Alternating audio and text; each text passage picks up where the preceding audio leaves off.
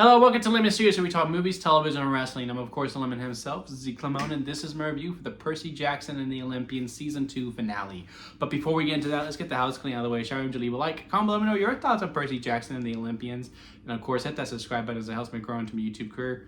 I would greatly appreciate it. Now, all that out of the way, let's get into it, shall we? So, yeah, man, this has been such a ride, right, going through this season. And I just want to thank all of you who have been watching and coming along for this ride. This series, this season in particular, has bolstered up some subscriber count for me. My watch time has been pretty good on these, so my performance has been pretty well on this one too. So thank y'all for watching. This has been one of my favorite shows, not just of 2026, but of 2025 as well. We did start this in December.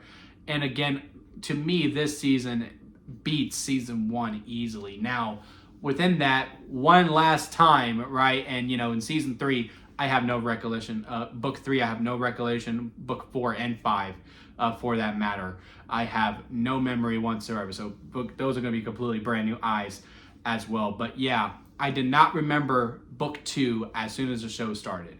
Like, I don't know what happened. Click play on episode 1, lost all memory. In episode 1, it was like this fight because I was trying to remember, but yet I couldn't just go on for the ride. And in episode 2, I just released myself and just allowed myself to experience the show. And to me, I just think it has been all for the better because, in season 1, I just couldn't help but keep comparing all the way through. And I did think it kind of soured my enjoyment of season 1 a little bit. While here in season 2, season 1 I thought started off slow and then crescendo bigger. Season 2 never let up.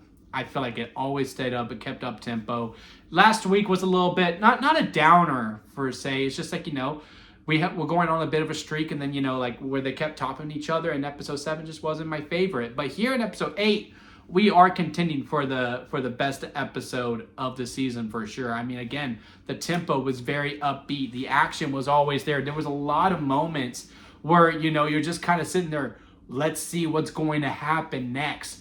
I mean, Percy getting back to Camp Half-Blood, and, he's having the confrontation with people like, no, we need to get to Clarice. She is in trouble. No, you are banned. Why are you here? And then going over and having the conversation, and then, he's talking with the what's his name? The god. And, he's like, no, you're going to have all these different troubles. And Percy takes up the mantle, like, no, we need to go to war. Who's going to go to war with me? And it does seem like that's what they've been waiting for this whole time, where he's just like, wow, well, that was kind of impressive. Then they go out to the battle, and then we know there's some spies within Camp Half-Blood. Now, I will say, I really wish throughout this season they said there were some spies at Camp Half-Blood throughout, and I would have even taken some storylines staying at Camp Half-Blood, or Clarice taking the spy with her on her quest, right? Because, you did not mention, unless I missed it, which is possible, I can miss some things, but, to go the whole season, and then on the finale out of nowhere go, yeah, we have some spies within the camp. I'm just like, oh, okay. And then when they cut to the only other person who had speaking lines at Camp Half-Blood, I'm like, it's him. And sure enough, it was the one that Clarice had a little bit of a crush on. He's like, yeah, you can't believe you thought we were friends. You should know better because you have none. And then she smiles and goes, yes, I do. And they're coming right now. They're coming out in the chariot. They get them away. They get the fleece back. They're off on their quest to get to the tree where Dahlia is. Percy and Tyson are already there. They're armored up. Luke and his army are there. They're armored up. I will say, as they were all gearing up, I couldn't help but be like, dun dun dun dun dun dun dun dun dun dun dun dun, because all the people were gathering around. Even Luke and his army were just sitting there, just letting them come and show up. I'm just like, yeah, this is exactly like Thanos, just letting all the Avengers show up. And then sure enough, they start fighting, and damn, man, a bunch of kids died. This was a high body count episode. Y'all know, because first, home dude who had the curse of the food, and my friend, we were talking about it at work today. He goes, yeah, they lifted the curse because they were giving him his last meal. I was like, oh my God, that makes it so much funnier. Grabs the food, he goes, my curse has been lifted. Oh shit, boom, he dies, he's done. all these kids are fighting. Luke is just wiping fools out. I was like, damn, Disney, way to go, way to show it up, because I do think this show is a level above when it comes to the other Disney Plus shows. Like, yeah, sure, there's Andor, who tops it all. Andor at the top. Mandalorian season 1 and 2. Season 3, it kind of goes to where all the other Disney shows were. And then, you know, there's some of the Marvels. WandaVision and Loki, I think, is in there in the upper echelon. And then I think you got to put Percy Jackson up there when it comes to some of the, when it comes to just the Disney Plus branded shows. We're not going to get the Hulus involved whatsoever because, you know, Shogun obviously tops it all, even though they're mainly FX. But anyway, I digress.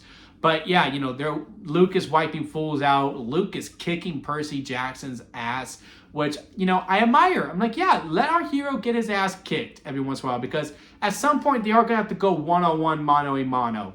And I do need that sense of doubt. You know, it's one of my worry, you know, heading to the Stranger Things finale. Like, I was never worried that we were going to lose the Vecna with Stranger Things. Seeing Luke pulp Percy like this, and it took a Tyson ex machina, and now Tyson is most likely not going to be in season 3 because he heads off with Percy's dad, Poseidon, or, you know, I guess only Tyson's dad, because the way that Poseidon was like, you looked after my son. I was like, he's your son too, dude. But anyway, he's probably not going to be there. Percy's vulnerable now, especially, you know, with the Dahlia effect as well. You know, they're at the battle. You finish the quest. Clarice throws the dagger. Dahlia is back, and time just stands still. She goes to attack. Her and Percy go down. We get the true story about that night when, you know, they took out the the fairies. I forgot their name, but Zeus shows up, and, you know, now she knows too much. She might be the prophecy because one of the children of the big three is going to either betray, because that is the prophecy.